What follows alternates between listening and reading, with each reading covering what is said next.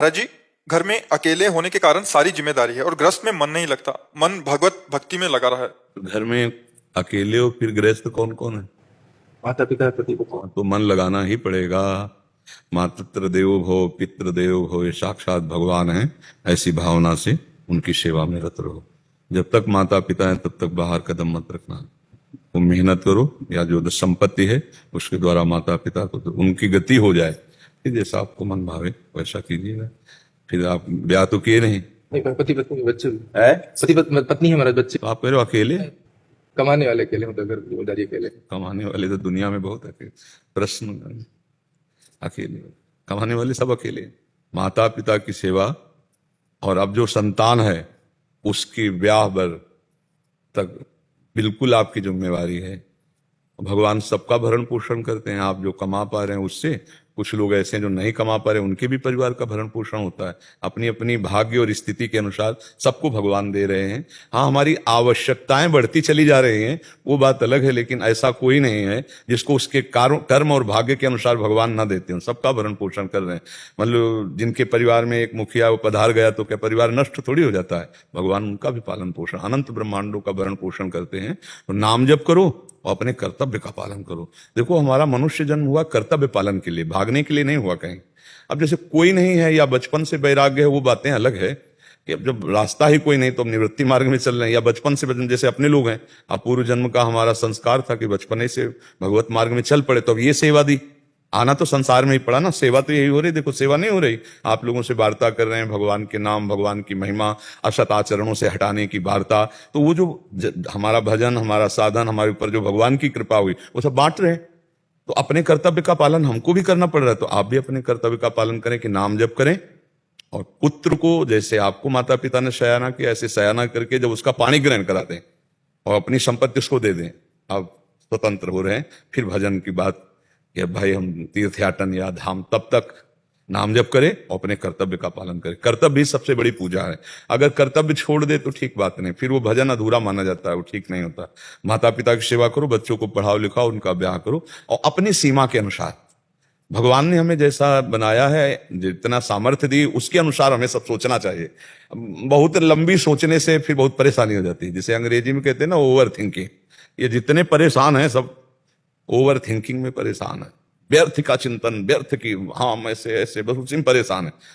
देहाती भाषा में कहते हैं उतना पैर पसारिए जितनी लंबी चादर, बड़े सुखी रहोगे। अगर संतान को करोड़ों का सुख भोगना है ना, तो वो वैसे ही विवेकवान बनेगा, वैसे ही बन। अगर उसको ऐसे ही रहना है ना, तो तुम करोड़ों जमा करके चले जाओ, वो नष्ट कर देगा। धैर्य पूर्वक गृहस्थी में रहना चाहिए। दुख सुख के थपेड़े आते रहते हैं। नाम जप करे, मेहनत से कमाए, धर्म पूर्वक चले, तो उसका परिवार सुखी, प्रसन्न और उन्नतिशील होगा आगे पक्का। और जो बेईमानी, घूस और अधर्म और पापाचरण, तो चाहे जितना इकट्ठा कर लो रुपया, अंतिम में बर्बाद हो जाएगा, पूरा परिवार बर्बाद होगा। ये लिख लो। ये धर्म स्वयं आनंद स्वरूप है और अधर्म स्वयं अशांति और क्लेश स्वरूप है। तो अधर्म का आया हुआ धन, अधर्म से किया हुआ पापाचरण, वो आपको दुख और अशांति ही देगा। तो इतना ना सोच करो कि अकेले कमाने वाले हैं। हमें लगता है ऐसे करोड़ों लोग होंगे जो अकेले कमाने वाले हैं। कमाने वाला अकेला ही होता है, खाने वाले 10-5 जरूर हो जाते हैं।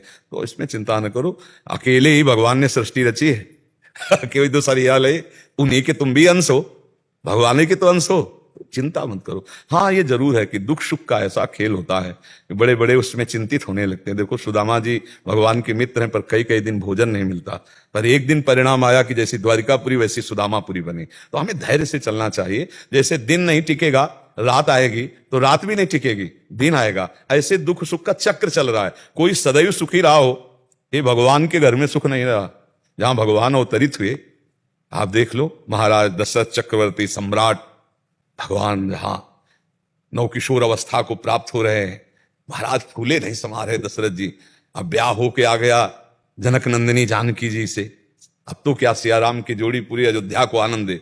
महाराज के मन में आया कल प्रातःकालीन राज्याभिषेक राम जी का, अयोध्या निहाल हो जाएगी। बदल गया चक्र, रात्रि के चक्र बदल गया। 14 वर्ष का भगवान को वनवास, दशरथ जी का प्राण त्यागना, कौशल्या मैया आदि का वैधव्य, अयोध्या का 14 वर्ष के लिए महान विपत्ति दुख कि ऐसे भगवान से दूर रहकर उनके विरह में व्यतीत करना पड़ा अयोध्या वासियों को 14 वर्ष। अब आप देखो जहां भगवान अवतरित हो रहे वहां एक जैसा नहीं रहा, वहां दुख की क्या बात है, सुख ही सुख होना। पर आप देखो कितना अयोध्या में दुख मचा कि दशरथ जी के तो प्राण छूट गए, सौभाग्य उजड़ गया कौशल्या मैया सुमित्रा मैया का।